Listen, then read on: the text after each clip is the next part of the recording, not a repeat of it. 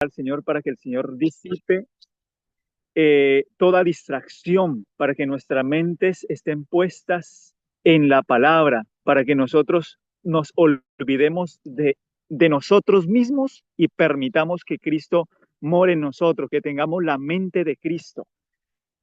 Eh, Espero que todo se escuche bien. Estoy en otro lugar, así que no tengo la misma de pronto disponibilidad que tengo dentro de mi escritorio, pero vamos a hacer lo que el Señor nos ha mandado y es predicar la palabra de Dios. ¿Se Antes que escucha nada, bien, hermano, hermano?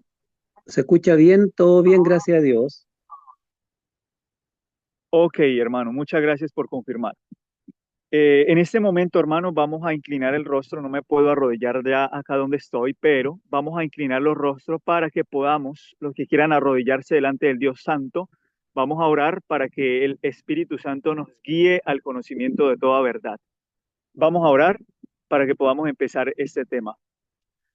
Querido Dios, en el nombre de Jesús, en su nombre santo, tú que eres el Dios todopoderoso, tú que eres el creador de todas las cosas. Por tu palabra nosotros existimos. Por tu palabra fueron creados los cielos y la tierra, y por el poder de tu palabra es que usted nos mantiene y nos provee todas las cosas, Señor. Así que gracias porque en el nombre de Jesús también podemos acercarnos, Señor, para hallar gracia, para hallar oportuno socorro, para hallar el sostén de nuestras vidas y poder entonces alimentarnos de tu palabra. Que tu Espíritu Santo nos dirija y levante nuestras miradas para contemplar a Cristo en su hermosura y santidad, Señor. Muéstranos, Señor, a Cristo. Ponlo delante de nosotros para que podamos ser atraídos y nuestros corazones puedan ser subyugados y podamos experimentar la paz que solamente Él puede dar, esa paz que viene de la justicia. Justificados pues por la fe, tendremos paz para con Dios, dice el apóstol. Así que bendícenos, Señor, en esta hora, en el nombre de Jesús. Amén. Bueno, mis hermanos, yo quiero empezar en el nombre del Señor con una cita que está en el libro Maranata, en la matutina Maranata del Espíritu de Profecía. La inspiración nos muestra a nosotros en el día 6 de septiembre del libro Maranata algo maravilloso con respecto a el capítulo que nosotros vamos a tratar el día de hoy. Apocalipsis 17, versículo 14, es el versículo sobre el cual nosotros vamos a desarrollar el tema. En Apocalipsis 17, 14, el vidente de la isla de Patmos, Juan, el discípulo amado, aquel que el Señor utilizó para que pudiese proyectar en una mirada profética los acontecimientos finales y nos pudiese mostrar entonces aquello que iba a ocurrir pronto. Dice en las siguientes palabras en Apocalipsis 17, versículo 14: pelearán contra el Cordero y el Cordero los vencerá, porque Él es Señor de señores y Rey de reyes, y los que están con Él son llamados y elegidos y fieles. Apocalipsis 17, versículo 14. El espíritu de profecía comenta esto de una manera tremenda, y lo que hace Ellen White es resumir en pocas palabras lo que significa esta gran batalla y lo que significa realmente el que seamos llamados y elegidos y fieles. Noten lo que dice esta cita. Dice así: necesitamos estudiar el derramamiento de la séptima copa. Necesitamos estudiar el derramamiento de la séptima copa. Los poderes del mal no abandonarán el conflicto sin luchar, pero la providencia tiene una parte que desempeñar en la batalla del Armagedón. ¿Quién tiene que desempeñar una batalla aquí? ¿Quién tiene parte en esta pelea? Dice que la providencia, es decir, Dios, el Espíritu Santo, el Señor Jesucristo, sus ángeles, todo la providencia se ha dispuesto para tener parte en la batalla del Armagedón. Cuando la tierra, sigue diciendo la cita, cuando la tierra esté alumbrada con la gloria del ángel de Apocalipsis 18, en otras palabras, cuando el mensaje del tercer ángel, el mensaje de la justificación por la fe, el mensaje del tercer ángel en verdad alumbre la tierra o esté alumbrando la tierra con la gloria de Dios, los elementos religiosos, noten lo que dice acá, buenos y malos, despertarán del sueño y los ejércitos del Dios viviente irán a la batalla. Sigue diciendo la cita. Cuatro ángeles poderosos retienen los poderes de esta tierra hasta que los siervos de Dios sean sellados en sus frentes. Esto es lo que vamos a hablar más adelante. Las naciones del mundo están ávidas por combatir, pero son contenidas por los ángeles. Cuando se quite ese poder restrictivo, vendrá un tiempo de dificultades y angustia. Se inventarán mortíferos instrumentos bélicos. Barcos serán sepultados en la gran profundidad con su cargamento viviente. Todos los que no tienen el espíritu de la verdad, hermanos, atención con esto. Todos los que no tienen el espíritu de la verdad, en otras palabras, como dice el apóstol, aquellos que no se dejaron santificar por el amor de la verdad, se unirán bajo el liderazgo de seres satánicos, pero serán retenidos hasta que llegue el tiempo de la gran batalla del Armagedón. Toda forma, atención con esto, toda forma del mal se lanzará a una intensa actividad. Malos ángeles se unen en su poder con hombres impíos. Y como han estado en conflicto constante y son experimentados en las mejores artes de engañar y de combatir, y como se han fortalecido durante siglos, no se rendirán en el último conflicto sin una lucha desesperada. Esto es algo sumamente aterrador en el sentido, mis hermanos, de que me llama la atención el hecho de que miren, el gran conflicto, este conflicto que nosotros vivimos, la teología del gran conflicto, este conflicto de los siglos entre el bien y el mal, los ángeles malos, el mismo Satanás ha pasado, mis hermanos, durante años fortaleciéndose para engañar y para combatir. Y él no va a pelear sin dar su última lucha desesperada. Hermanos, ¿cuánto más nosotros debiésemos de estar experimentando a través de la Sagrada Escritura la palabra de verdad? Que el Espíritu Santo provea sus ricos dones para nuestras vidas y pueda Cristo impartir su justicia a nosotros para estar firmes en la batalla del Armagedón. El enemigo lo hace, no se rendirá en el último gran conflicto sin una lucha desesperada. Sigue diciendo, debemos estar, perdón, todo el mundo estará en un lado o en el otro. Todo el mundo estará de un lado o del otro. La batalla del Armagedón se peleará y ese día no debe hallar a ninguno de nosotros durmiendo. Debemos estar bien despiertos como vírgenes prudentes que tenemos aceite en nuestras vasijas con nuestras lámparas. El poder del Espíritu Santo, concluye la cita, debe estar sobre nosotros. Dicho sea de paso, el Espíritu Santo, mis hermanos, no es una obra en la cual usted experimenta algún tipo de emoción y sentimentalismo que solamente lo lleva a usted a sentir gozo en un momento determinado cuando usted escucha algo que le llama la atención o cuando usted se refugia en algún tipo de música y usted entonces siente gozo y paz. No, no. El poder del Espíritu Santo es la experiencia de una vida sin pecado por el poder y la justicia de Cristo, de una vida santa y piadosa, de un amor a Dios y de un amor al prójimo que solamente proviene por medio de la palabra de Dios y podemos vivir en santa y gozosa paz. Los frutos del Espíritu son amor, gozo, paz, paciencia. No es bullicio, no es alterio, no es emoción.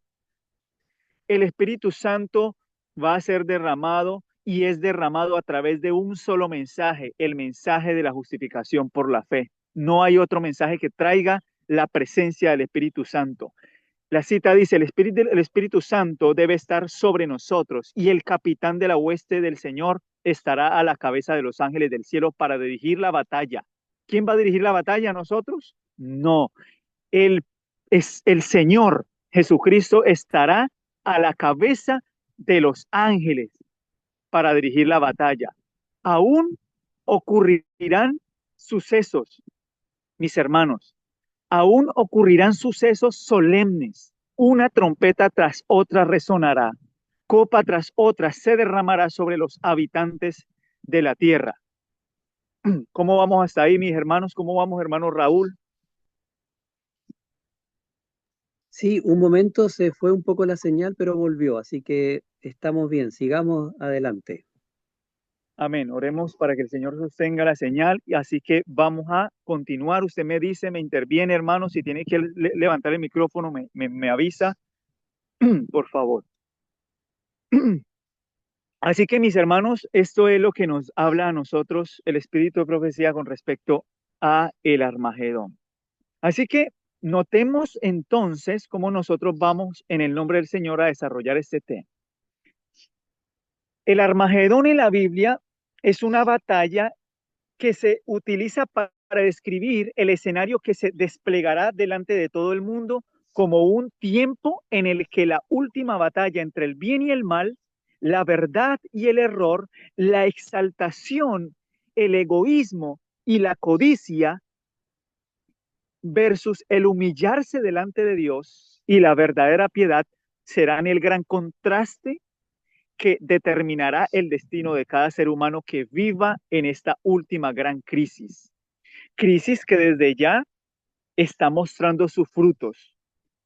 Toda institución que existe en el mundo resultará siendo vana. Los grandes poderes del mundo, mis hermanos, de los cuales asumimos son benignos, se manifestarán como fuerzas destructivas de la libertad y la felicidad humana. Eso lo describe Apocalipsis capítulo 16. Si usted lee Apocalipsis capítulo 16, usted podrá ver esa gran secuencia de eventos. El libro de Apocalipsis, mis hermanos, nos muestra a nosotros la gran historia del mundo condensada en un escenario profético que para muchos podría no ser muy agradable, pero para el verdadero pueblo de Dios, el libro de Apocalipsis presenta buenas nuevas. Y eso demuestra que este libro realmente, mis hermanos, ha sido inspirado por Dios. Apocalipsis habla de redención y nos muestra a Jesucristo. Noten que en el libro de Apocalipsis la palabra cordero se nombra 29 veces. El tiempo de angustia que se avecina no es el resultado de la manifestación de juicios de un Dios que está airado con la humanidad, sino el resultado egoísta y ególatra como medio humano de conducirse. Dios, mis hermanos, nos dio libre albedrío, pero si ustedes leen Isaías 53, versículo 6, nosotros vemos en ese texto cómo nosotros hemos utilizado el libre albedrío. Y la palabra de Dios dice en Isaías 53, 6, dice, todos nosotros nos hemos descarriado como ovejas. Cada cual se apartó por su camino, dice la palabra del Señor. Así y de esa forma nosotros hemos utilizado el libre albedrío. De manera que de acuerdo con Apocalipsis 17, 14, ¿quiénes son los que comienzan la guerra contra el Cordero? Son los impíos. ¿En la persona de quién? En la persona de sus elegidos.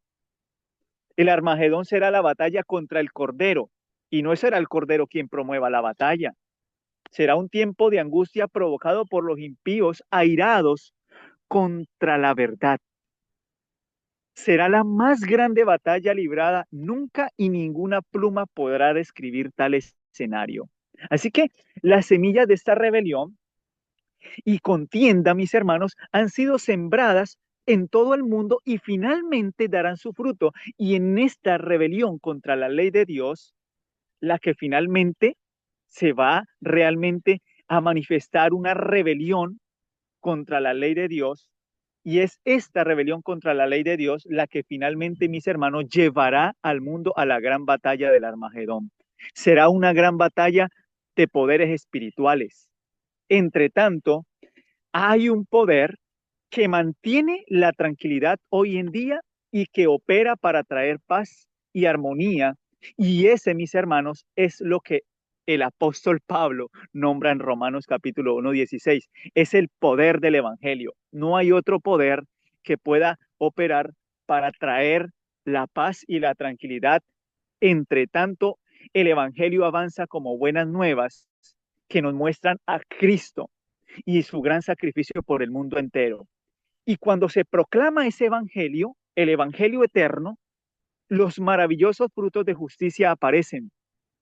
De esta manera, mis hermanos, nosotros vamos a leer en Apocalipsis 7, del versículo el 1 al 4, Apocalipsis 7, versos del 1 al 4, se nos revela lo que está sucediendo, por decirlo de alguna manera, detrás de escena. Mientras el evangelio está avanzando, mientras el mensaje se está predicando, mientras los poderes de la tierra se coligan para la gran batalla del Armagedón, notemos lo que dice Apocalipsis 7, versículos 1 al 4, lo que está sucediendo detrás del telón. Por favor, abran sus Biblias en Apocalipsis capítulo 7, versículos 1 al 4. Noten lo que dice este texto. Después de esto vi 4 ángeles de pie sobre los 4 ángeles de la tierra, que detenían los 4 vientos de la tierra para que no soplase viento alguno sobre la tierra, ni sobre el mar, ni sobre ningún árbol. Vi también a otro ángel que subía de donde sale el sol y tenía el sello del Dios vivo. Y que dice, y clamó a gran voz a los 4 ángeles a quienes se les había dado el poder de hacer daño a la tierra y al mar, diciendo, no hagáis daño a la tierra, ni al mar, ni a los árboles, hasta que hayamos sellado en sus frentes a los siervos de nuestro Dios. Y el versículo 4 dice, y oí el número de los sellados, 144,000 sellados de todas las tribus de los hijos de Israel. Así que este capítulo nos da luz a nosotros y nos muestra lo que está sucediendo detrás del telón. Lo que está sucediendo, mis hermanos, entre tanto se desarrolla. Hay ángeles reteniendo los 4 vientos. Hay ángeles reteniendo los vientos de contienda y de tribulación. Ese es el propósito de esos ángeles. Pero también nosotros vemos, ¿cierto?, a un ángel que tiene el sello de Dios y que certifica que Dios tiene el poder de haber preparado a pecadores como ustedes y yo para ser sellados en las frentes. Y de esa manera dice la Biblia que pueden quedar listos para el tiempo de angustia y para la venida de Cristo. Ahora la pregunta es, mis hermanos, ¿en qué consiste entonces el sello de Dios? Si nosotros recordamos lo que dice Ezequiel, capítulo 9, en el versículo 6, nosotros recordamos que Dios envió, ¿cierto?, a un ángel para que colocara en los dinteles de las puertas y entonces el pueblo de Israel fuera protegido de la destrucción del ángel. De manera que este sello, mis hermanos, lo que representa es la victoria sobre todo pecado. Cuando el pueblo de Israel fue sacado de Egipto, ¿recuerdan? Cuando el pueblo de Israel fue sacado de Egipto, el ángel exterminador marcó con sangre los dinteles de las puertas y esa sangre es la sangre del pacto eterno. Hebreos 13, 20, 21 dice que por la sangre del pacto eterno, hermano, esto es una promesa tremenda. Usted vaya a la palabra de Dios, abra el libro de Hebreos en el capítulo 13, lea los versos 20 y 21 y note que la sangre del pacto eterno, esa misma sangre que cubrió los dinteles de las puertas, es la sangre del pacto eterno. La sangre del pacto eterno nos hace aptos para toda buena obra. La sangre del Cristo no solamente provee perdón, sino que nos habilita para obedecer la ley de Dios. Por eso el sello de Dios será puesto en la frente, es decir, en su carácter, el carácter de Dios en su pueblo puesto por el Espíritu Santo y que en Apocalipsis 14:1 Juan describió de la siguiente manera. Vamos a leer Apocalipsis 14, versículo 1. Después miré y he aquí el Cordero estaba en pie sobre el monte Sión y con él 144,000 que tenían el nombre de él y de su padre escrito en su frente. La pregunta es, ¿y cuál es el nombre de Dios? ¿Cuál es su carácter? Primera de Juan, capítulo 4, verso 8, dice que Dios es amor. Ese es su nombre, su carácter. Y cuando este carácter esté en el pueblo de Dios, entonces podrá decirse que Cristo estará listo para tomarlos como suyos. ¿Cómo se manifestará el amor de Dios? Vamos a leer Romanos capítulo 13 y versículo 10. Romanos, vamos a ir al libro de Romanos y vamos a leer el capítulo 13 y vamos a leer un verso que es el verso número 10. Noten lo que dice Romanos 13, 10. El amor no hace mal al prójimo. Así que el amor es el cumplimiento de la ley. De esa manera se manifiesta el amor. El amor se manifiesta en el cumplimiento de la ley. Dice de modo que si profesamos amor, mis hermanos, pero no hay una obediencia a la ley, estamos rechazando el sello de Dios. Y si manifestamos obedecer la ley, pero no hay amor, ágape en nuestras vidas, estamos rechazando a el Espíritu Santo, pues el fruto del Espíritu es amor, y eso lo dice Gálatas 5:22. De manera que podemos rechazar el Espíritu Santo, entre tanto no se manifiesta el amor ágape de Dios. Y podemos profesar tal vez una obediencia a la ley de Dios, pero estamos rechazando realmente la obra de Dios en nuestras vidas por su palabra, no porque nosotros podamos hacerlo, porque Cristo lo hace en nosotros. Por eso es que el Señor nos muestra a nosotros que la dependencia de Dios no consiste en usted entender que hay un Dios que existe y simplemente usted asevera decir, yo creo que Dios me ama, que Dios está conmigo, que Dios me guía en mis caminos, que Dios me sustenta. Si el Espíritu Santo no está colocando la ley en su corazón es porque usted no lo quiere recibir. Por lo tanto, estamos rechazando al Espíritu de Dios, aunque profesemos ser hijos de Dios, sin ni siquiera entender que el Espíritu Santo no está en nosotros. Así que podemos rechazar la obra del Espíritu Santo aún profesando ser hijos de Dios. Un sello es señal de autoridad, mis hermanos. En Isaías 8:16, el profeta Isaías dice dice, sella la ley entre mis discípulos. Por eso es que ahí en la ley de Dios nosotros encontramos un sello de autoridad. ¿Y dónde encontramos ese sello en la ley?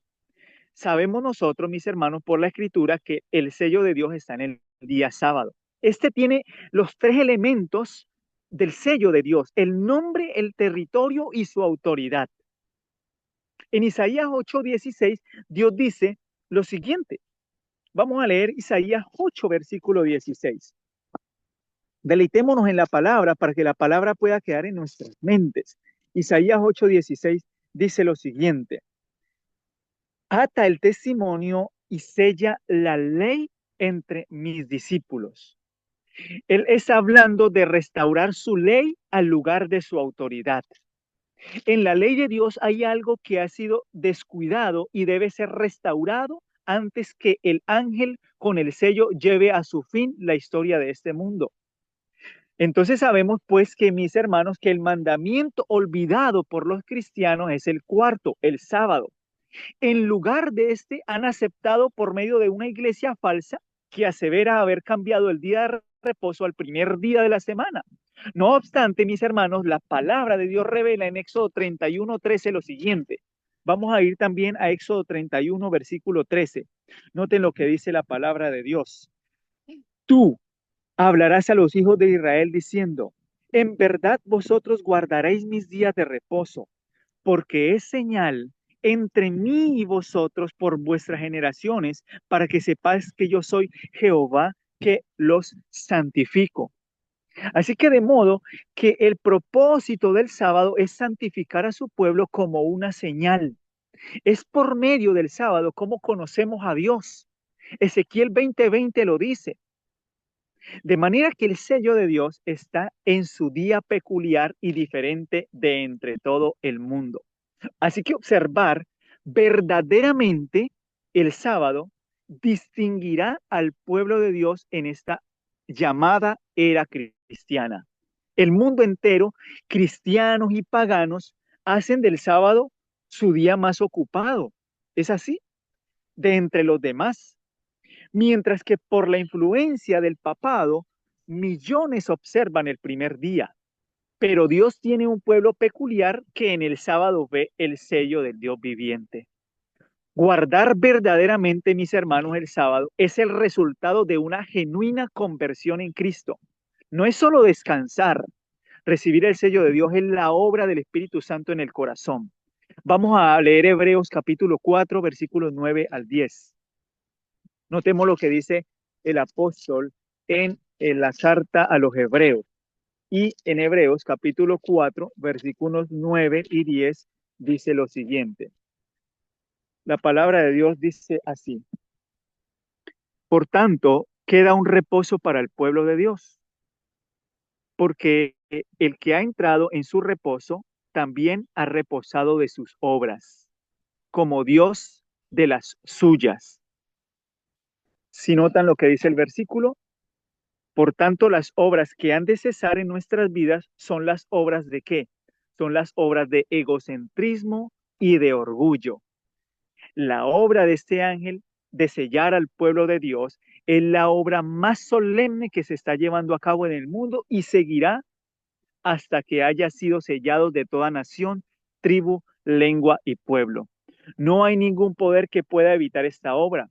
Y por eso, mis hermanos, los cuatro ángeles continúan deteniendo los vientos, lo que explica las intervenciones de Dios por querer salvar del pecado y libertar de la tiranía a las naciones que sufren de libertad religiosa. Por eso será solo un poco más de tiempo que se detendrán los vientos para que la obra del Evangelio finalice. Pronto, mis hermanos, llegará el tiempo en que se detendrán los vientos para que la obra del Evangelio, entonces, en que se soltarán los vientos para que la obra del Evangelio termine. Mientras tanto, nosotros ahora, en este tiempo, debemos recibir el sello de Dios. Es ahora y esa es su promesa. El sacrificio expiatorio de Cristo es el medio por el cual esta obra es efectiva. El mensaje del tercer Elías es el mensaje de presentar a Jesucristo en todo su poder reconciliador. Elías levantará, mis hermanos, la cruz de Jesucristo y el mundo será puesto entre la verdad y el error. Y esta obra de proclamar este mensaje es la de reconciliar a todo el mundo, según dice Malaquías capítulo 4, versículos 5 y 6. Si ustedes van a Malaquías, en el libro de Malaquías dice lo siguiente. Vamos a leer Malaquías y notemos lo que promete la palabra del Señor. Por favor, vamos a ir a Malaquías capítulo 4, versículos 5 y 6. Dice así: he aquí yo os envío al profeta Elías, el profeta Elías, antes que venga el día de Jehová grande y terrible. Él hará volver, ¿qué es lo que dice el mensaje? A ver, notémonos aquí y tratemos nosotros de ver que el mensaje del tercer ángel, el mensaje de la justificación por la fe, porque ese es el mensaje que nosotros se nos ha dado que debemos proclamar al mundo, el mensaje de Apocalipsis 14. Ellen White a ese mensaje, mis hermanos, le llama el mensaje de la justificación por la fe. A Ellen White, se le preguntó en repetidas ocasiones si el mensaje de la justificación por la fe es el mensaje del tercer ángel en verdad. Y Ellen White responde, es el mensaje del tercer ángel en verdad, es el mensaje de la justificación por la fe.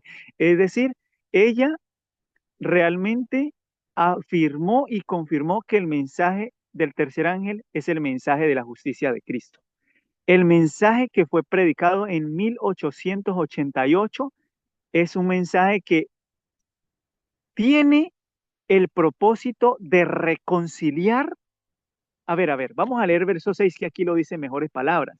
El mensaje de Elías, el mensaje de la justificación por la fe, dice el verso 6 de Malaquías capítulo 4, Él hará volver el corazón de los padres hacia los hijos y el corazón de los hijos hacia los padres, no sea que yo venga y hierra la tierra con maldición. En otras palabras, este mensaje tiene el propósito de reconciliar los corazones alienados con Cristo, para que sean reconciliados con el Señor. Estos corazones que estaban alienados sean reconciliados con Cristo. Toda etnia, cultura será confrontada con la cruz de Cristo. El mundo, mis hermanos, está polarizado, pero el mundo será unido en pos del Evangelio y milagros inundarán la tierra con el amor ágape de Dios. Finalmente, mis hermanos, se verá el gran conflicto o se verá más bien el gran significado de la cruz y el mundo entenderá a quién crucificamos. Sin embargo, no todo el mundo aceptará las buenas nuevas, pues habrá un mensaje falso al mensaje proclamado por las Sagradas Escrituras. Y esa es la batalla del Armagedón. Será una lucha contra el Cordero. Mientras Dios quiere llegar al mundo mostrando la obra de expiación por medio del Evangelio, hay dos movimientos desarrollándose. Cristo y su justicia tratando de apaciguar el orgullo del corazón humano con su sangre y su gracia transformadora. Y por otro lado, el empeoramiento, mis hermanos, del odio de los humanos hacia Dios. La Biblia describe esta polarización como la hora de su juicio ha llegado. Ese mensaje es un llamado al mundo y nadie puede quedar neutral en su decisión y así el sellamiento irá en proceso. Hay personas de toda nación, tribu y lengua, bendito sea el Señor, que aceptarán ese mensaje y recibirán el sello de Dios y rechazarán la marca de la bestia. Así que el escenario final es el de un mundo que estará rechazando la gracia de Dios y finalmente todas las máscaras serán quitadas y la enemistad del hombre será manifestada finalmente. Pero solamente hay un motivo que despertará la ira de Dios y es la actitud del mundo oprimiendo a su pueblo. ¿Cómo reaccionaríamos, mis hermanos? Haríamos bien en hacernos la siguiente pregunta. ¿Cómo reaccionaríamos nosotros mientras vemos nosotros a uno de nuestros inocentes hijos ser maltratado al punto de que quieran hasta quitarle la vida? ¿Cómo reaccionaríamos nosotros ante tal situación? De seguro que correría por nuestro cuerpo adrenalina con el deseo de defender a nuestro hijo. ¿Es así? Y es así como Dios irá en defensa de su pueblo. La ira de Dios no emana de un deseo de venganza contra los impíos. La ira de Dios es manifestada contra los impíos que atacan a sus hijos y los oprimen. En la cruz, Cristo perdonó de gracia a quienes lo mataron. Y a lo largo de la historia, mis hermanos, Dios ha permanecido en silencio mientras los perseguidores de Cristo derraman la sangre por causa de su testimonio. Y de esa manera, Dios deseaba que la sangre sirviera de semilla para que el Evangelio llegara al mundo. Satanás, al ver que la sangre y la hoguera eran púlpitos poderosos, pues el Evangelio cundía más y más, y lo que no consiguió con la violencia, lo conseguiría introduciendo en las iglesias las peligrosas seducciones de la prosperidad temporal y el honor mundano. Eso lo dice el conflicto de los siglos en el capítulo 1. En otra palabra, lo que Satanás no consiguió derramando la sangre de los mártires, porque esta sangre era semilla y entre más sangre se derramaba, más crecía la iglesia, pues ahora Satanás introduciría en la iglesia la prosperidad temporal y el honor mundano. Profesaban seguir a Jesús, pero no eran convencidos de pecado ni sentían necesidad de arrepentirse y transformar su corazón. Tremendo. Así que Dios esperaba que la sangre de los mártires pudiese abrir los ojos de mucha gente y así acabar con el odio de las personas para con Dios. No obstante, pues Dios debe dar una oportunidad al mundo entero para escuchar el Evangelio y arrepentirse de sus malos caminos. Sin embargo, la humanidad mal interpreta el silencio de Dios. Y cuando el mundo intente crucificar al Señor en la persona de sus santos, porque esto es lo que harán, van a pelear con el Cordero los vencerá, pero la pelea no es una pelea directamente contra el Señor, puesto que el Señor está en el santuario celestial intercediendo por la humanidad. Y entre tanto su pueblo está acá en la tierra. Es decir, cuando persiguen al Cordero, están persiguiendo a el Cordero en la persona de sus hijos. Quien persigue a sus hijos está persiguiendo al mismo Cristo. Así que esa es la batalla del Armagedón. Será el resultado de la ira de Dios de que los impíos persigan al pueblo de Dios. El mundo estará recreando el Calvario y entonces esta elección final será la retirada o Dios se retirará por la persona del Espíritu Santo y entonces quedarán abandonados como lo estuvieron los antediluvianos. No podemos ver cómo trabaja el Espíritu Santo para atraer a las personas a Cristo y refrenar la maldad en el mundo. No podemos ver esa obra, pero podemos ver cómo esa manifiesta unos frutos que por un lado apaciguan a los que están entregados a la voluntad del Señor y entre tanto los que no quieren ceder a la influencia del Espíritu Santo siguen con sus proyectos homicidas. Dios no es el originador del caos mundial. Los cuatro ángeles de la tierra están sujetando los vientos del tumulto final, mis hermanos. Los vientos de la tribulación están siendo retenidos hasta que el Evangelio de la gracia llegue al mundo y debemos pensar por qué entonces estamos vivos hoy. Es por eso que el foco de Apocalipsis no es la gran crisis y los eventos proféticos que, aunque importantes, son más bien el resultado de la predicación de las buenas nuevas que nos trae este libro de Apocalipsis. Aún un mensaje de superabundante gracia, la gracia de Dios, y los que rechazan a esa gracia no oirán feraces condenaciones. Es decir, estas personas que están rechazando la gracia, aún por rechazar esa gracia, no van a oír de parte de Dios feroces condenaciones, ni de parte de su Hijo. Más bien será el silencio de Dios y sus conciencias las que acusen a los hombres impíos. Apocalipsis entonces nos muestra el Evangelio eterno y nos muestra que este Evangelio, aunque tiene la palabra Evangelio eterno, no es un Evangelio nuevo, pero es un mensaje que se adapta a las necesidades de los hombres, a todo problema psicológico y espiritual en medio de un escenario, por decirlo así, moderno.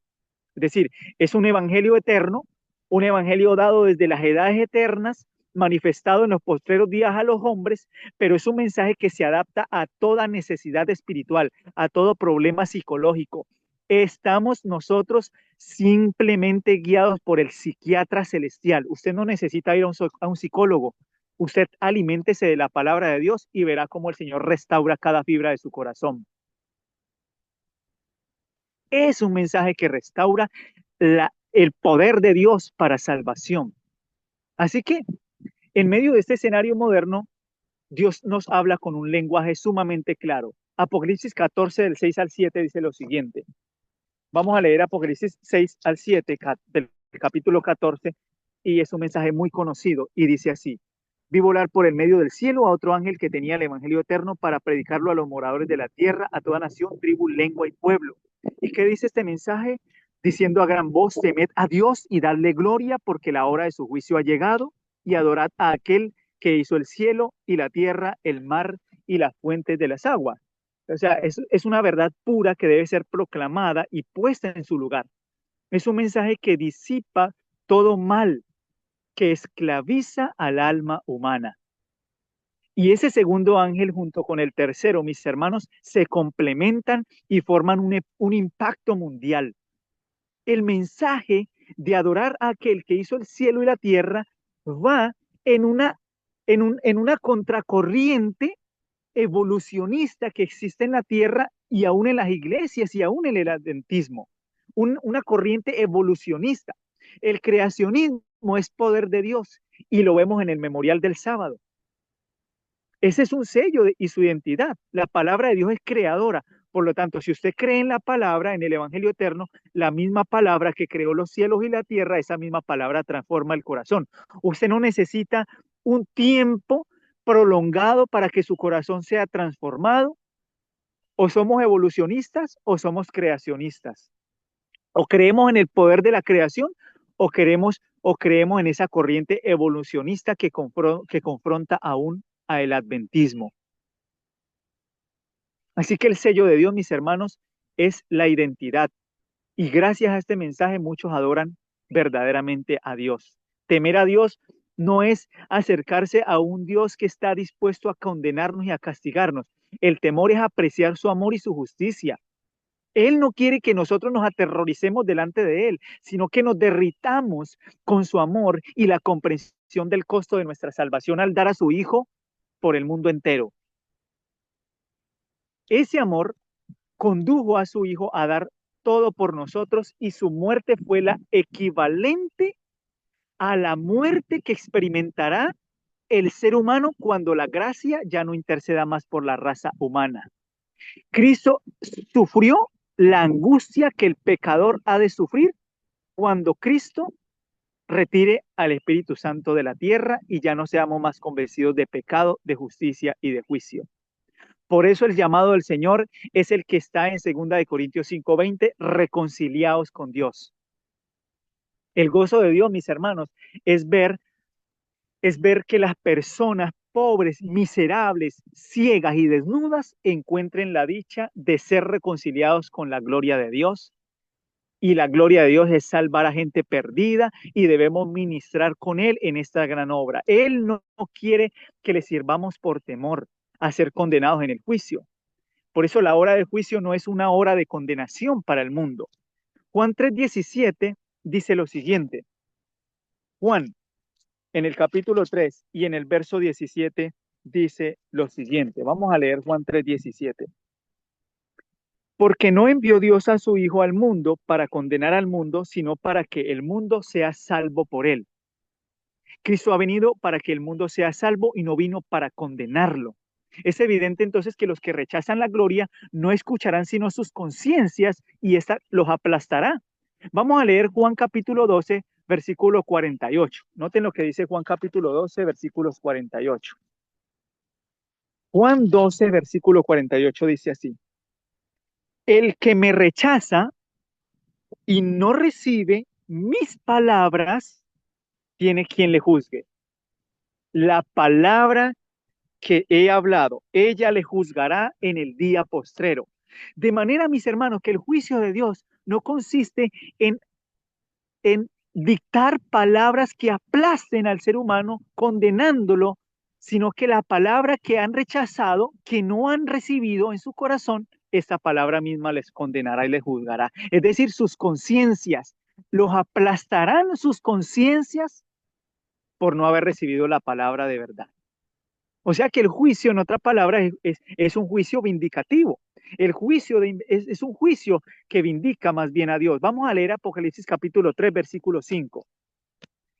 Apocalipsis capítulo 3, versículo 5. Dice así, el que venciere será vestido de vestiduras blancas y no borraré su nombre del libro de la vida. ¿Y qué dice el verso? Y confesaré su nombre delante de mi Padre y delante de sus ángeles. El Señor vindicará nuestros nombres a la medida que el Señor será vindicado. Él confesará tu nombre delante del Padre y en eso consiste el juicio y el mensaje del ángel está en el contexto de la hora de su juicio. Es un mensaje que asegura vindicación.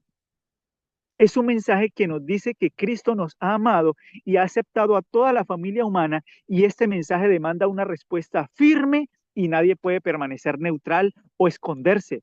Todos deben responder o rechazar y así se alinearán para la batalla del gran Armagedón. La Biblia en Apocalipsis dice que el mundo se organizará para la guerra contra Dios y el profeta vio cómo esta cosecha madurará en la tierra unos para ser recogidos, Apocalipsis 14 lo dice, vamos a leer hermanos, Apocalipsis 14 y notemos lo que habla esta gran cosecha. Yo no voy a hablar de todos los textos, pero Apocalipsis 14, versículo 20, habla de esa gran cosecha que serán esas uvas recogidas para ser pisoteadas. En eso consiste la gran guerra del Armagedón. Y será, y fue pues, Apocalipsis 14, 20, y fue pisoteado el gran lagar, fue la ciudad, y del lagar salió sangre.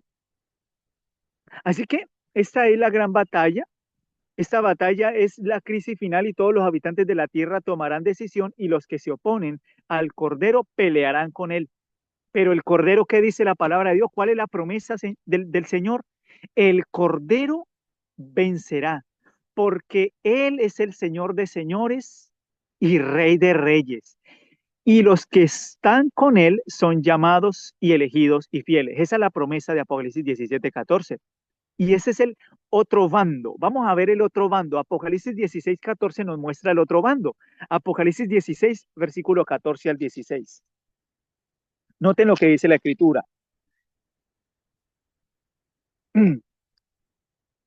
Dice, vi salir de la boca, en el contexto del dragón y de la boca de la bestia y del falso profeta, tres espíritus inmundos a manera de ranas, pues son espíritus de demonios que hacen señales y van a los reyes de la tierra en todo el mundo para reunirlos para la batalla del gran día del Dios Todopoderoso. He aquí yo vengo como ladrón, bienaventurado el que vela y guarda sus ropas para que no ande desnudo y vean su vergüenza. Y dice el verso 16, y los reunió en el lugar que en hebreo se llama Armagedón. Esto, mis hermanos, arroja mucha luz entonces con respecto a los sucesos que están ocurriendo hoy y que se están desarrollando en el mundo. Se están desarrollando estos eventos porque se están reuniendo las naciones para la batalla del Gran Armagedón.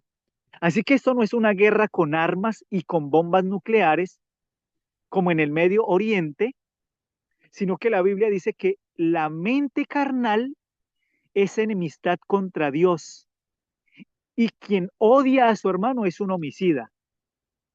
Así que Armagedón es una guerra espiritual y más real que cualquier guerra física que está detrás de todos los eventos humanos. El conflicto, mis hermanos, pronto será resuelto y la verdad va a ganar la victoria. Y la verdad es Cristo. Amén. Eso es realmente la batalla del Armagedón. Así que Juan escribió en Apocalipsis 19, versículos 11 al 16 lo siguiente. Apocalipsis 19, versículos 11 al 16. Noten lo que dice la palabra de Dios. Es un poderoso texto. Apocalipsis 19, 11 al 16 dice, entonces vi el cielo abierto y he aquí un caballo blanco y el que lo montaba se llamaba Fiel y Verdadero y con justicia juzga y pelea. Sus ojos eran como llama de fuego y había en su cabeza muchas diademas y tenía un nombre escrito que ninguno conocía sino él mismo. ¿Cuál es su nombre? Estaba vestido de una ropa teñida en sangre. Eso es Cristo, la muerte del Salvador, lo que significa el Calvario. Y su nombre es el Verbo de Dios. Y el versículo 14 sigue diciendo de Apocalipsis 19. Y los ejércitos celestiales vestidos de lino finísimo, blanco y limpio, le seguían en caballos blancos. De su boca sale una espada aguda para herir con ella a las naciones. Y él las regirá con vara de hierro. Y él pisa el lagar del vino del furor y de la ira del Dios Todopoderoso. Y el versículo 16 dice, y en su vestidura y en su muslo tiene escrito este nombre, Rey de Reyes y Señor de Señores. Así que es claro que los enemigos de Dios empiezan el Armagedón mediante una gran crisis y de la cual dirán que Dios es directamente responsable del mal que se tornará incontrolable en todo el planeta.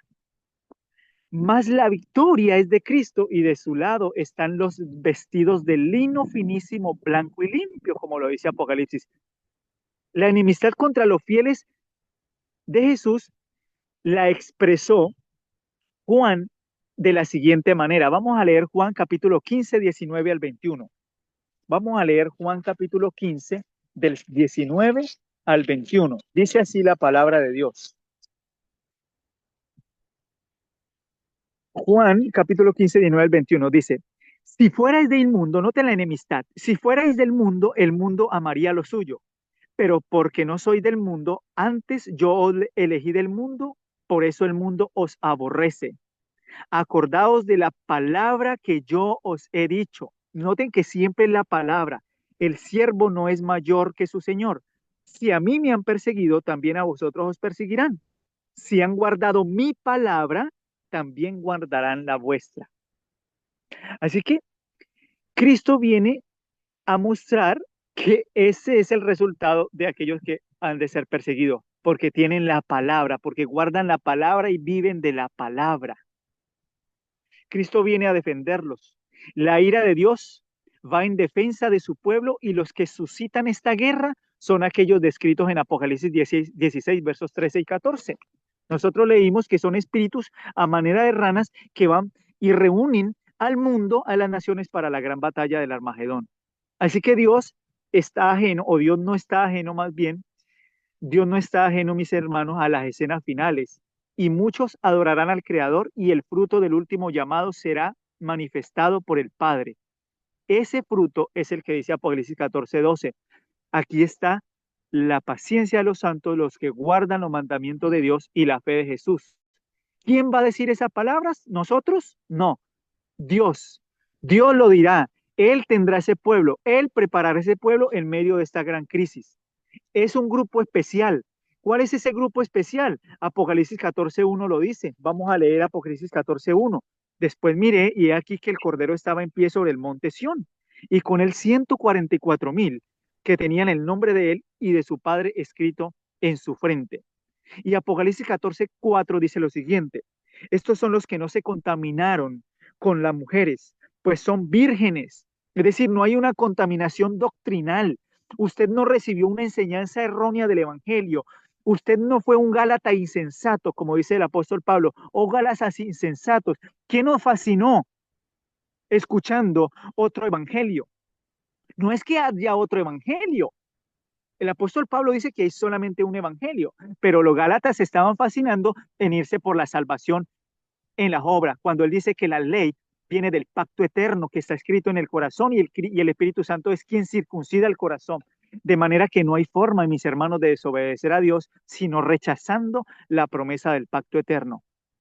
Por eso es que el Señor dice que estos son vírgenes, estos son los que siguen al Cordero por donde quiera que va, estos fueron redimidos de entre los hombres como primicias para Dios y para el Cordero. ¿Podemos esperar que esto se consiga? La Biblia dice que sí. ¿Podemos esperar que este pueblo exista ahora? La Biblia dice que sí. Para esto murió Cristo, para darnos la victoria. ¿Acaso Apocalipsis 12:11 no dice lo siguiente? Y ellos le han vencido por medio de la sangre del Cordero. Apocalipsis 12:11. Y de la palabra del testimonio de ellos y menospreciaron sus vidas. ¿Hasta cuándo?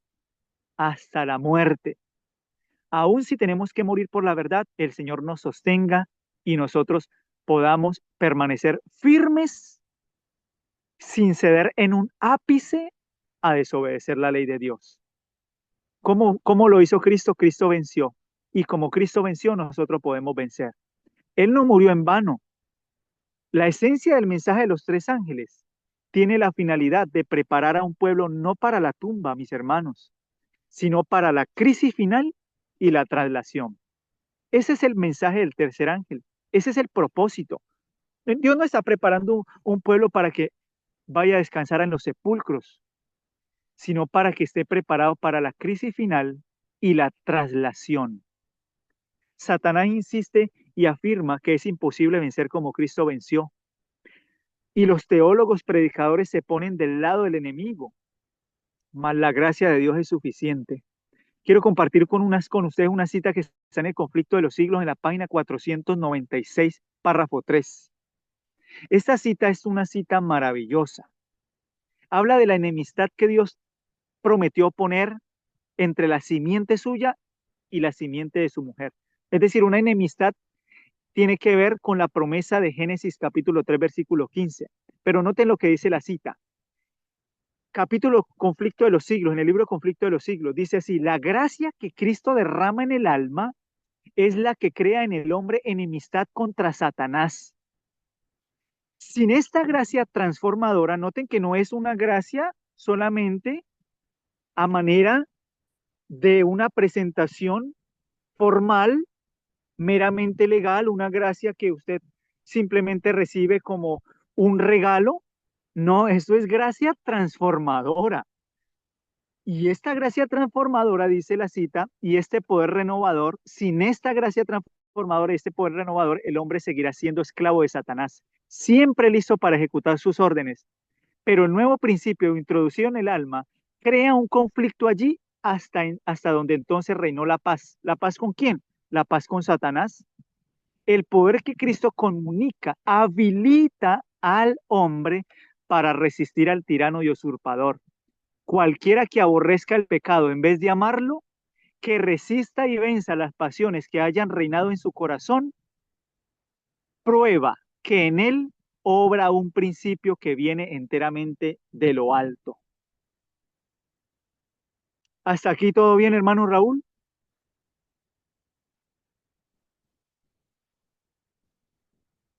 Sí, todo bien, excelente. ¿Puede repetir, por favor, la última cita del conflicto de los siglos? ¿Dónde está? ¿En qué página? Si la puede leer, por favor, hermano, se lo agradecería, que es muy buena Conflicto, la cita.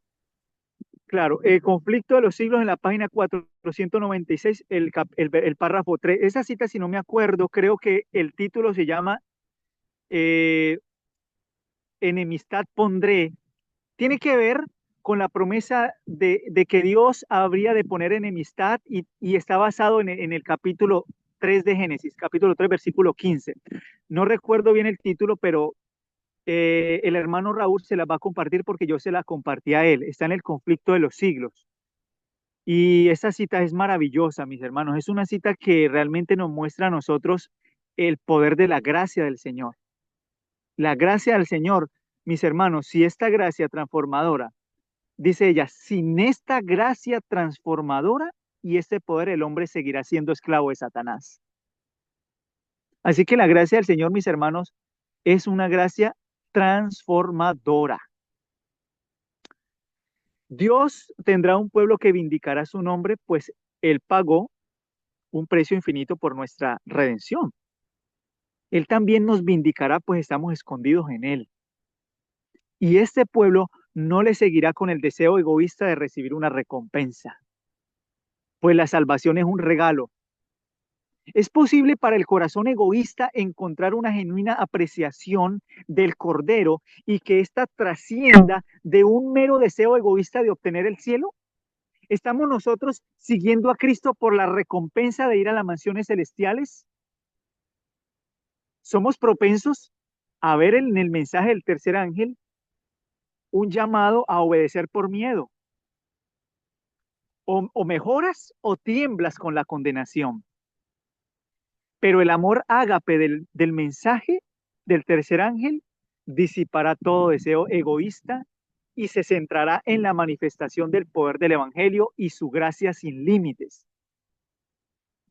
En palabras de vida del gran maestro, el espíritu de profecía, mis hermanos, nos muestra a nosotros una cita que tiene una armonía con el mensaje de la justificación por la fe tremenda. Porque ella dice que el mensaje de la... Vamos, hermanos, mire, nosotros tenemos que hacer un ejercicio bien práctico y comenzar a unir cabos con la palabra de Dios. Cuando usted estudia la Sagrada Escritura, usted entiende que el Señor siempre ha dado una verdad presente a su pueblo. Desde los días de Noé, podría decirse, pasando por el profeta Abraham, pasando por el profeta, por su siervo Isaac, Jacob, dando siempre sus promesas a través de los profetas. Sin embargo, siempre el pueblo de Israel apedreaba a sus profetas. El Señor quería reunir a su pueblo como la gallina reúne sus pollitos bajo sus alas y no quisiste. Tú, Israel, que apedreas a los profetas, dice el Señor. ¿Será que nosotros queremos apedrear a la hermana Elena de White, que quiere mostrarnos a nosotros una relación directa con el mensaje de la justificación por la fe? Si usted no cree en el espíritu de profecía, mis hermanos, lo más probable es que usted sea engañado por Satanás en estos últimos días. Si usted no estudia la Biblia conforme a lo que el espíritu de profecía nos revela, usted no podrá entender el mensaje del tercer ángel. Si usted está afirmando su fe en las aseveraciones teológicas del día de hoy, lo más probable es que usted no pueda dar cuenta de su fe delante de concilios y los reyes de la tierra.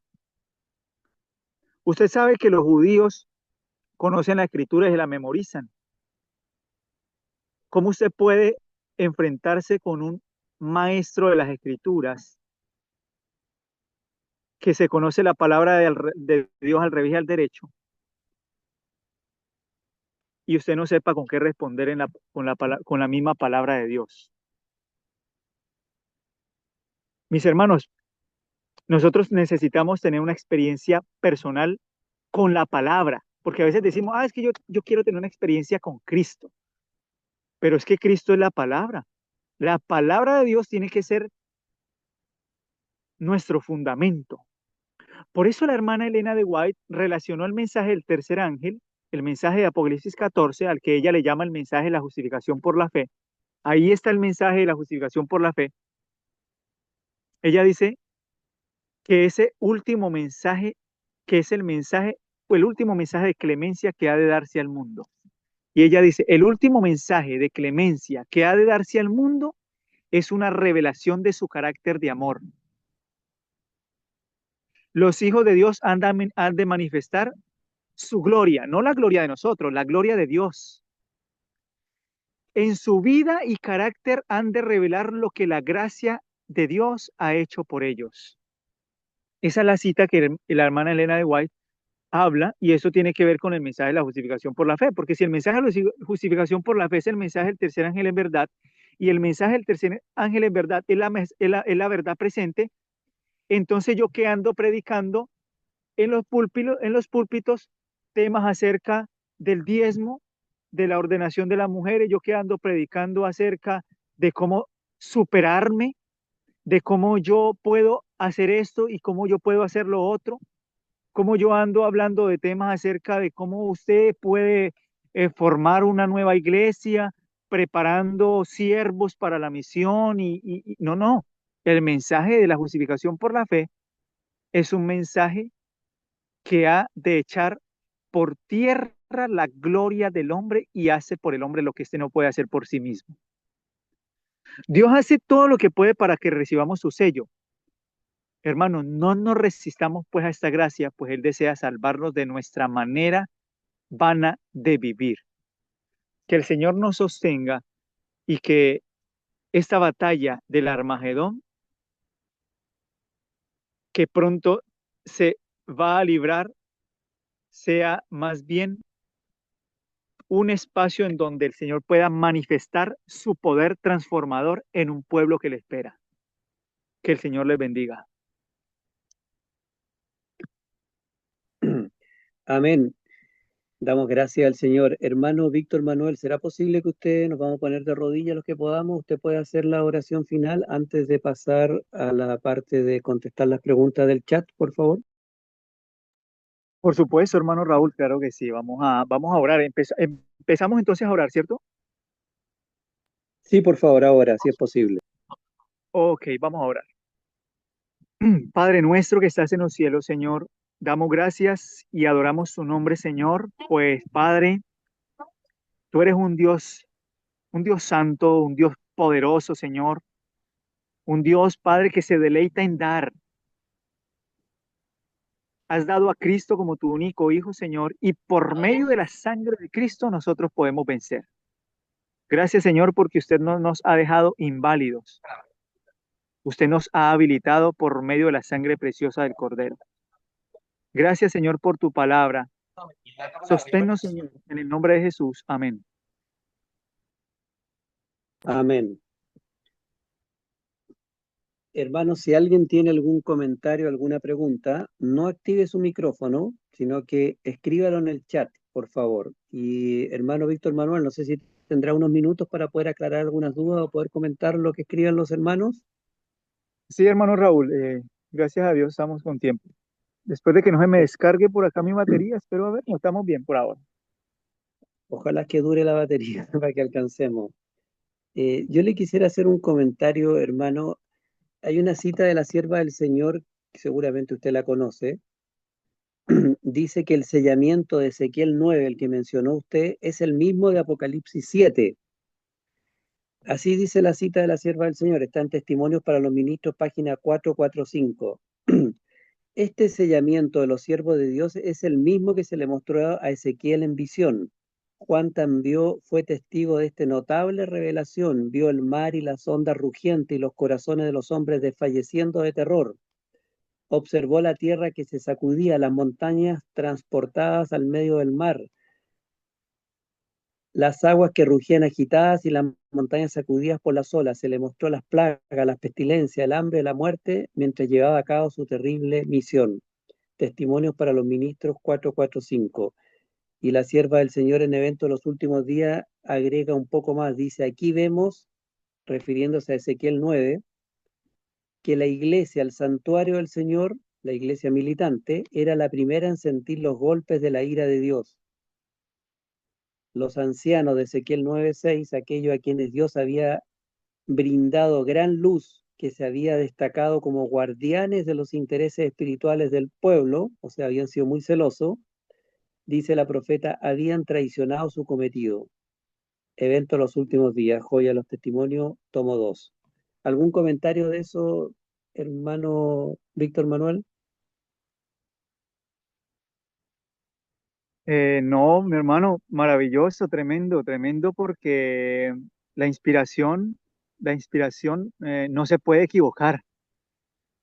Eh, el espíritu de profecía nos arroja mucha luz con respecto a los paralelismos, ¿no? A los paralelismos que existen entre las profecías locales que se dieron en el Antiguo Testamento, pero que tenían una proyección escatológica.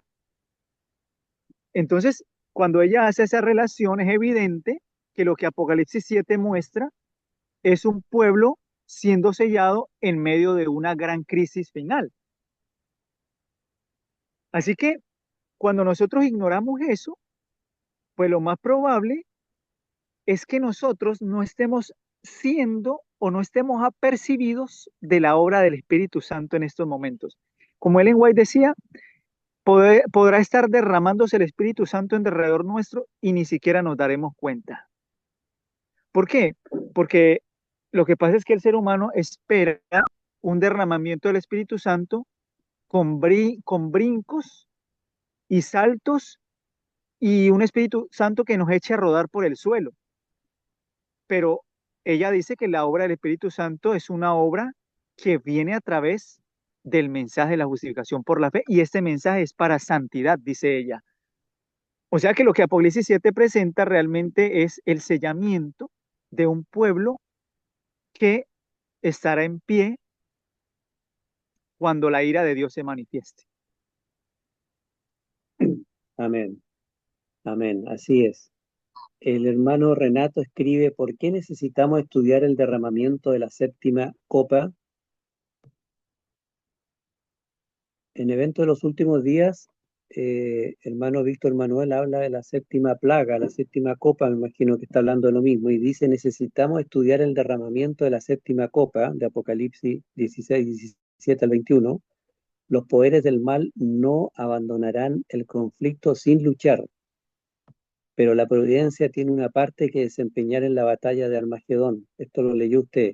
Cuando la tierra esté alumbrada por la gloria de Dios, de Apocalipsis 18. Los elementos religiosos buenos y malos despertarán del sueño y los ejércitos del Dios viviente irán a la batalla. Eso está en Evento de los Últimos Días, página 213. Entonces, ¿qué le podríamos decir al hermano Renato? ¿Por qué es importante estudiar el derramamiento de la séptima copa? Porque, hermano, yo personalmente creo, y de acuerdo a lo que el Espíritu Santo nos dice a través de la inspiración, es porque la relación que hay entre esta última copa está precisamente en el contexto de la venida del Señor. Entonces, si esto es así, quiere decir que nosotros tenemos que estar apercibidos de lo que Apocalipsis dice, que en Apocalipsis 16:14 dice que son espíritus de demonios que hacen señales y van a los reyes de la tierra en todo el mundo para reunirlos para la batalla del gran día del Dios Todopoderoso. Y esto está en el contexto de la séptima copa. O sea que si tenemos que estudiar esto es porque el Señor desea que nosotros estemos apercibidos de los engaños que merodean al pueblo de Dios para que nosotros no seamos reunidos para la batalla del Armagedón y tal vez creamos que como estamos con Cristo, entonces no vamos a oponernos a la gran verdad o a la última gran prueba, que es el día sábado. Entonces yo pienso que como el día sábado va a ser esa piedra de toque entre toda la cristiandad y la ley de Dios está en juego, aunque muchos profesen ser cristianos en esta hora, tal vez no estén listos para esa última gran batalla del Armagedón. Entonces ella dice que nosotros tenemos que estar o estudiar esta copa porque precisamente es en este contexto en que el enemigo está trabajando y reuniendo su hueste de maldad a través de engaños demasiado sutiles. Entonces Amén. tenemos que estar preparados porque no, nosotros tenemos que estar temblando ante el pensamiento de que en este momento los ángeles están sellando el pueblo de Dios. Y dentro de ese contexto, hermano Víctor Manuel, vemos cómo Satanás está reuniendo a su ejército y nuestro Padre Celestial también está reuniendo a su ejército. Está llamando hoy día a cada uno de nosotros a ser parte de ese ejército. Y está también, yo no sé si ya comenzó el sellamiento, pero sí sé que muy pronto va a comenzar, si es que no ha comenzado. Y dentro de ese llamado que hace a su ejército, la pregunta es si cada uno va a querer aceptar ese llamado de pertenecer al ejército de Jehová que se preparará para la gran última batalla. No sé qué nos puede decir eso y qué es lo que implica alistarse en las filas del Señor.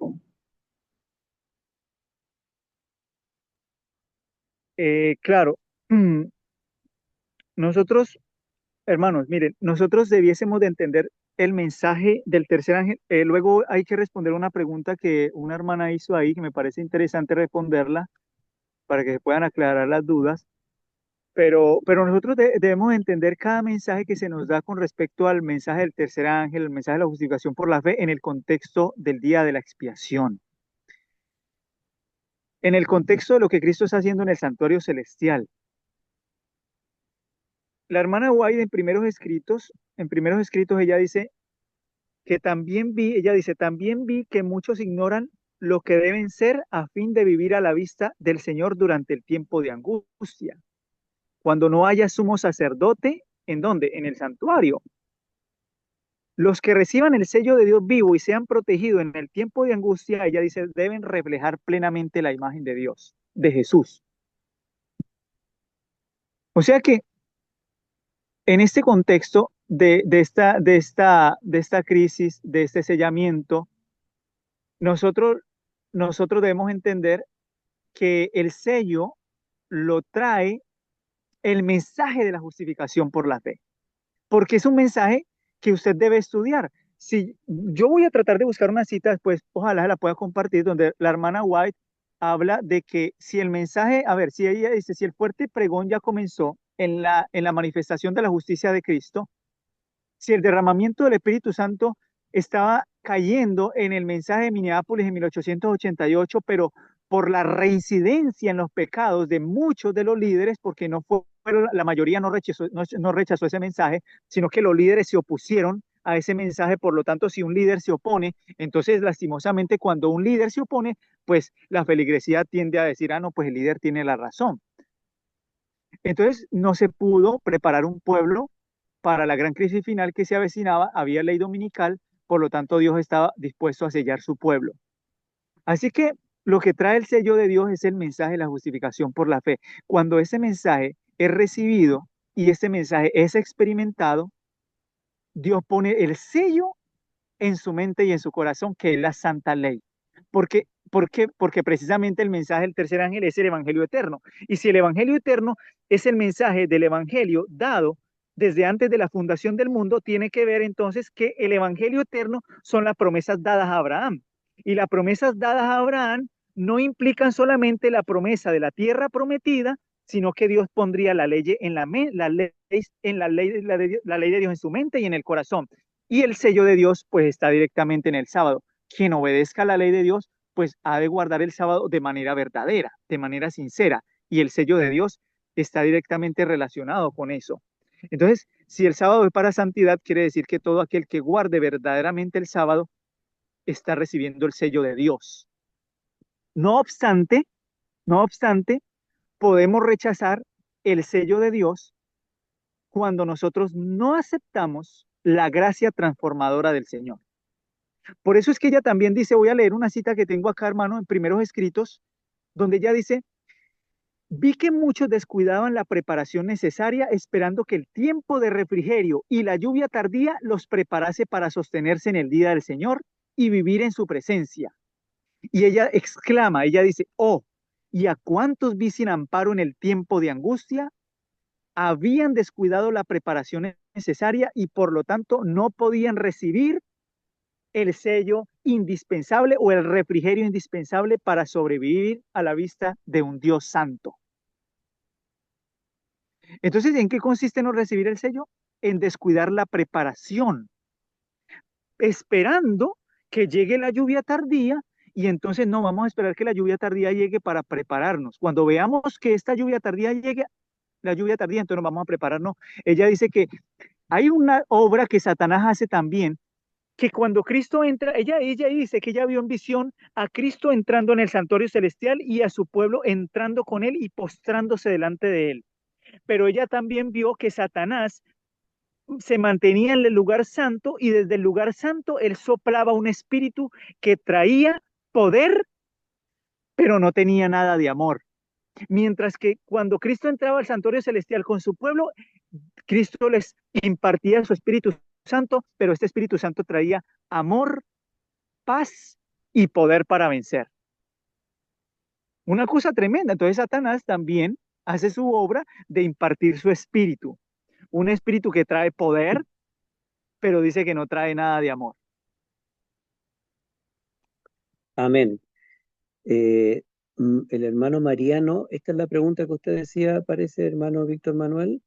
Dice Mariano, ¿y cuáles son esas batallas de Armagedón? ¿Son los poderes políticos y militares, verdad? Y después dice, yo no creo que estemos siendo sellados porque eso será después de la ley dominical.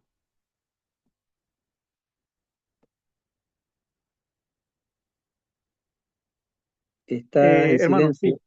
Sí, sí, ahora sí. estaba pensando en la pregunta con respecto a lo que el hermano comentó, y es que literalmente, hermano, nosotros, claro, no podríamos comprender la batalla del Armagedón como una batalla literal, ¿no? Eh, porque nosotros debemos comprender que esta última batalla va a ser una batalla entre la verdad y el error. Tal como se libró en el cielo con sus ángeles, Satanás, dice el profeta Ezequiel, si no estoy mal, en el capítulo 28, y dice Isaías en el capítulo 14, hablando de la caída de Lucifer, pero dice, creo que fue Ezequiel el que dice en el capítulo 28, donde dice que Satanás, eh, a través de sus contrataciones, él engañaba. En otras palabras, Satanás trabaja con la mentira, Satanás trabaja con el error, esa es su forma de trabajar. Él no trabaja con guerra, claro, él produce guerra, el Espíritu de Lucía dice que Satanás produce incendios, devastaciones, todo este tipo de cosas que nosotros vemos hoy, pero el ejército del Señor no se va a alistar como un ejército literalmente se alista para pelear contra otro y vencer a través de armas. No, es a través de esto, mis hermanos, miren, a través de la palabra, a través de la verdad, nosotros vamos a tener que combatir el error y por lo tanto el apóstol Pablo dice, la mente carnal es enemistad contra Dios. Quien tiene la mente carnal del antiguo pacto está en enemistad contra Dios. Pero quien tiene la mente del nuevo pacto realmente dice que es un ministerio del Espíritu y que el Espíritu le dará poder para vencer. Y con respecto a lo que el sello de Dios, bueno, nosotros podemos tener claridad que es un evento específico en la ley dominical. Claro, la ley dominical va a traer realmente, mis hermanos, una oposición muy fuerte al sábado, de manera abierta. Entonces, en ese momento se estará defendiendo la verdad, el Espíritu de Dios estará operando en los corazones del pueblo de Dios para pregonar el fuerte pregón, para dar el fuerte pregón, para que muchos conozcan y vean la diferencia entre el sábado y el domingo, y entonces el pueblo de Dios estará siendo sellado en ese momento para permanecer firmes en el día del Señor, porque para eso es el sellamiento es para preparar al pueblo de Dios para ese día, para que el ángel del Señor entonces pueda protegernos, así como en Ezequiel 9 dice que fue protegido el pueblo de Dios cuando el ángel pasó con el tintero ahí marcando los dinteles. Así que, mis hermanos, esto es algo que nosotros debemos estudiar claramente de manera personal. Hay muchos puntos que tienen que ver con el sello. Tal vez en otro tema podamos hablar un poco más acerca de eso, pero y podamos a ir afirmándonos más y complementando mucho más las ideas. Amén. El hermano Hugo Eduardo de Olivera copia una cita que es conocida pero muy buena en Joya de los Testimonios, tomo 2, página 69. Ninguno de nosotros recibirá jamás el sello de Dios mientras nuestros caracteres tengan una mancha. Nos toca a nosotros remediar los defectos de nuestro carácter, limpiar el templo del alma de toda contaminación. Entonces la lluvia tardía caerá sobre nosotros como cae la lluvia temprana, como cayó la lluvia temprana sobre los discípulos en el día de Pentecostés. Esta cita echa por tierra la mentira que se está propagando hoy día tristemente en la iglesia adventista y que partió en el cielo, diciendo de que el hombre con esta naturaleza no puede vencer el pecado, que en realidad el que vence es Cristo, es su gracia, que el hombre no puede dejar de pecar. Y en esta cita justamente está diciendo lo contrario. Satanás en el cielo dijo que la ley no se podía obedecer. Cuando el hombre cayó dijo lo mismo, que no se puede obedecer la ley, que el hombre había caído por eso. Y hoy día se sigue enseñando esa mentira de que no se puede obedecer la ley de Dios, que nuestra naturaleza pecaminosa es más fuerte, más poderosa que la gracia de Cristo. ¿Algún comentario, hermano Víctor Manuel?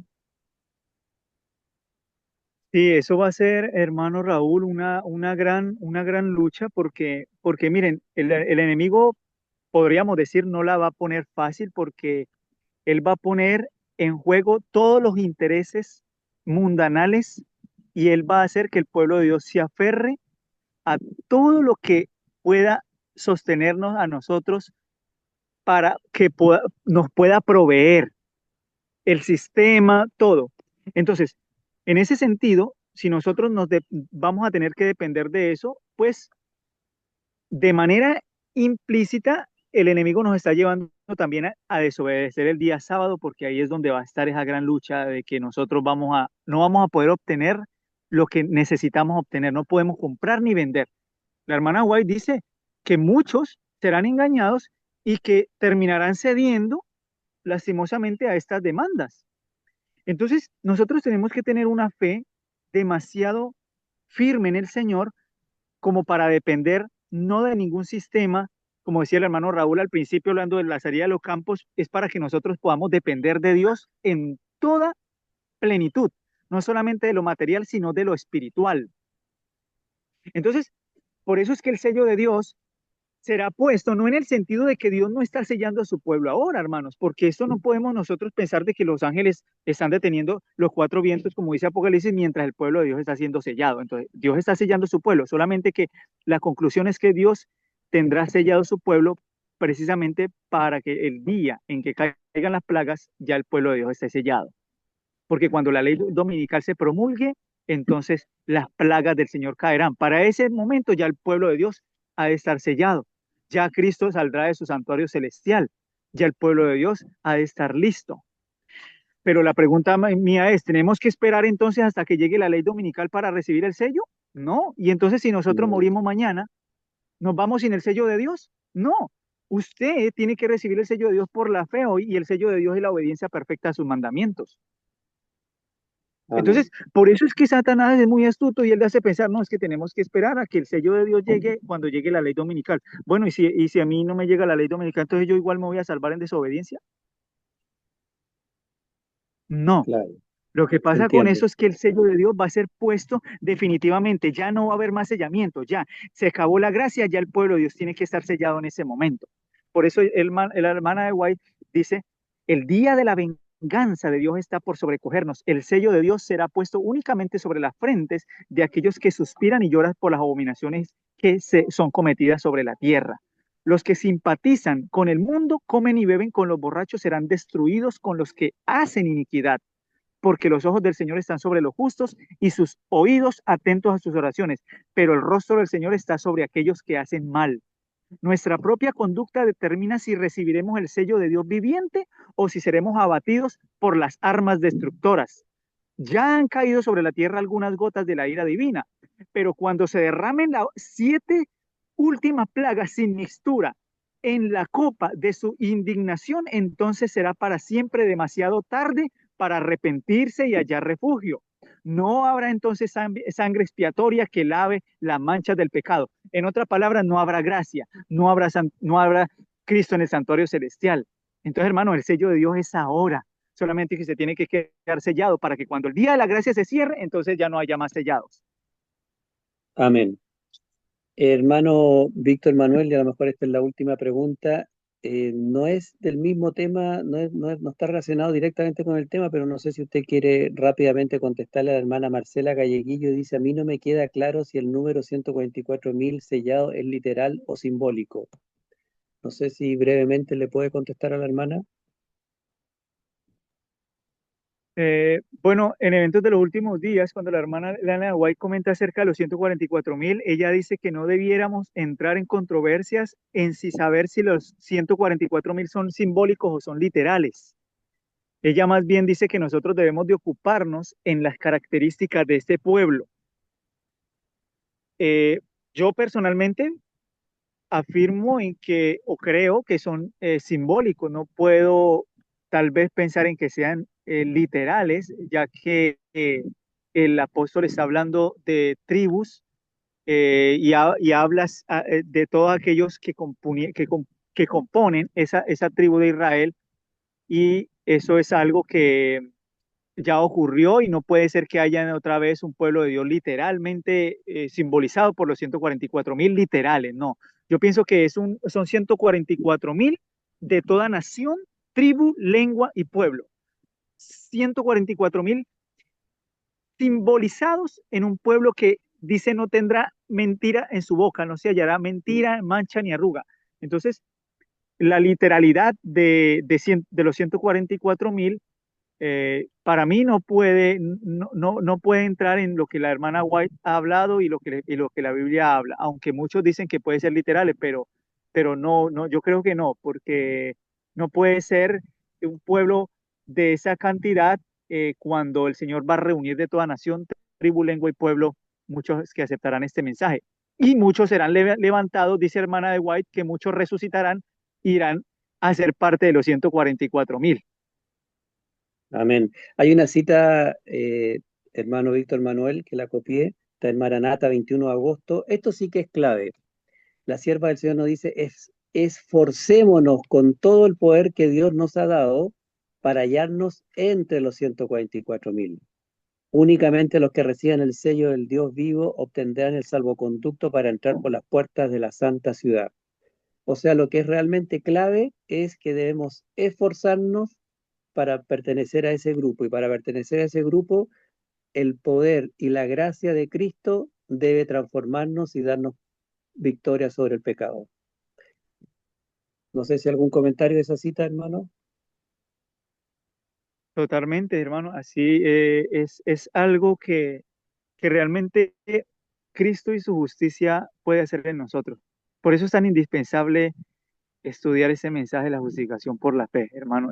Pareciera insistente, pareciera como que recalcar mucho esto, pero es el único mensaje que nos va a nosotros a dar esa posibilidad de vencer el pecado y de prepararnos para ese pueblo, para ese sellamiento, para preocuparnos, por esforzarnos con el poder que Dios nos ha dado. La cita lo aclara, no es con nuestro poder, no es con nuestra fuerza, es con el poder que Dios nos ha dado. Amén. Entonces, los que tienen el celo, dice la hermana White, aquí estoy buscando alguna cita porque yo tengo por acá un estudio, hermano, que tengo acerca del sello de Dios, y en algún momento ojalá se pudiese a predicar acerca de este tema. Hay muchas citas muy buenas acerca de eso. Pero ella dice, los que tienen celo por el honor de Jehová y amor por las almas no callarán para obtener el favor humano. Sus almas justas se afligen día tras día por las obras y conversaciones profanas de los impíos.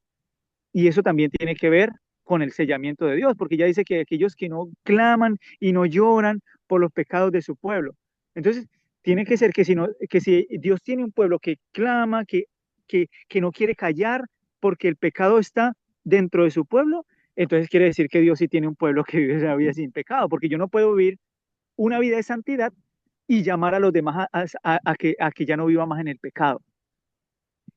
El pecado es Correcto. transgresión de la ley. Entonces, cuando yo transgredo la ley de Dios, yo no hago una transgresión de la ley porque el enemigo me llevó a mí pecar la ley, porque el enemigo me llevó, no, no, yo le creí a las seducciones del enemigo y yo mismo cedí mi voluntad al enemigo y transgredí la ley de Dios. Entonces, transgredir la ley de Dios es un acto voluntario. Yo no transgredo la ley de Dios porque muchos dicen hoy en día, y a veces uno comenta esto, hasta en escuelas sabáticas, y hay ese pensamiento. Por eso es que es el afán de predicar el verdadero mensaje. Muchos dicen, es que tenemos luchas, es que hay luchas y entonces, pero a ver, luchar es diferente a usted ceder a la tentación. Luchar es muy diferente que usted tenga luchas con el cigarrillo, un ejemplo, no, usted no tiene una lucha, usted lo que está es en pecado. Eso no es una lucha es cuando usted lucha, como el apóstol Pablo dice, vestíos pues de la armadura de Dios y resistiréis las acechanzas del enemigo. Esa es una lucha, cuando usted lucha con la palabra y usted le gana la victoria al enemigo. Pero la lucha no es usted estar en pecado, no, en pecado es pecado y lucha es otra cosa. Entonces, o usted transgrede la ley de Dios porque quiere, o usted lucha con la armadura de Dios vistiéndose realmente para ganarle la batalla al enemigo. Amén. Y de hecho hay una cita del Deseado de toda la gente, página 625, que es una cita conocida. Dice, el pecado podía ser resistido y vencido únicamente por la poderosa intervención de la tercera persona de la divinidad. O sea, el pecado puede ser resistido y vencido, dice, únicamente por la poderosa intervención de la tercera persona de la divinidad, que iba a venir no con energía modificada, sino en la plenitud del poder divino. O sea, el Espíritu Santo es Dios también. Pero sigue hablando sobre vencer. El Espíritu es el que da eficaz lo que ha sido realizado por el Redentor del mundo. O sea, el Espíritu Santo es el que nos puede dar la victoria si yo se lo permito.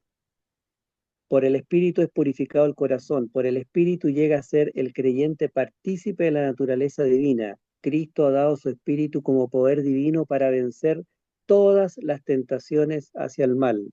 No algunas, dice todas. Vuelvo a leer. Cristo ha dado su Espíritu como poder divino para vencer todas las tendencias hacia el mal, hereditarias y cultivadas, y para grabar su propio carácter en su iglesia. Deseado a toda la gente, página 625. Creo que ahí está claro ese mensaje.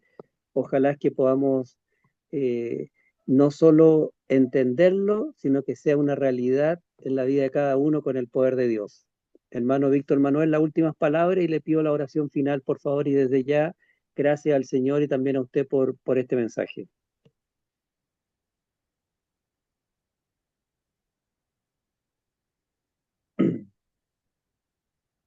Hermano Víctor Manuel, parece que está en silencio, ¿no lo escuchamos? Ahí ya, hermano Raúl. Bueno, hermano Raúl, a usted muchas gracias por la invitación, a los hermanos presentes acá en el grupo. Que el Señor los bendiga, un gran número de hermanos, que el Señor los sostenga en su gracia. Creamos en las promesas del Señor, mis hermanos, aferrémonos a la palabra de Dios, no importa cuánto el enemigo quiera excluirnos de lo popular, de lo que llama la atención, aunque estemos solos, el Señor no nos ha dejado solos. Pareciera que estamos solos, pero el Señor está con nosotros. Y tenemos que aferrarnos a su promesa, tenemos que creer en lo que el poder del Evangelio enseña, y eso es lo que Dios nos ha manifestado en su palabra, ¿no? Cristo es Amén. realmente para nosotros, como dice el apóstol Pablo, la esperanza de gloria. Así que mis Amén. hermanos, que el Señor los bendiga. Un gusto haber estado con, con ustedes y vamos a orar para que el Señor entonces pueda acompañarnos en este resto de sábado. Oramos. Querido Dios y Padre, te damos muchas gracias, Señor, porque su palabra es viva y eficaz, Señor. Amén. Gracias porque usted nos da a nosotros una maravillosa manifestación de su poder, de su providencia. Señor, usted no es un Dios mezquino, usted no nos da a medias las cosas, Señor. Usted dispone todo, Padre. De tal manera amó Dios al mundo que dio a su Hijo. Es su amor una manifestación simplemente de desprendimiento, del egoísmo, Señor. Todo eso tiene que estar también en nosotros, pues Cristo así lo experimentó. Él se humilló, haciéndose siervo. Así que nosotros, Señor, también debemos humillarnos para que en el día de la redención podamos ser exaltados por tu diestra poderosa. Amén. Gracias, Señor, porque aunque vivimos tiempos difíciles, rogamos, Señor, que estas personas que están sufriendo en estos países, estas calamidades, incendios, devastaciones, tu pueblo, Señor, pueda manifestarse para poder entonces reflejar la gloria del Señor. Acompáñanos, Señor, en el nombre de Jesús. Amén.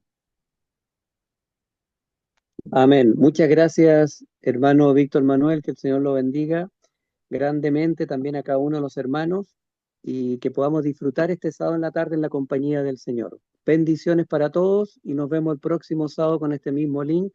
Está predicando la hermana Marisol Martín desde Argentina. Bendiciones. Chao. Feliz Que Dios Muchas los bendiga, gracias, hermanos. bendiciones. Muchas gracias, bendiciones a todos, hermanitos. Eso, mis hermanos, a todos. Saludos desde Japón. Saludos a todos. Mi hermano también a Raúl y a todos mis hermanitos. Amén. Amén. un feliz sábado para Feliz todos. hermano, que Dios me lo bendiga.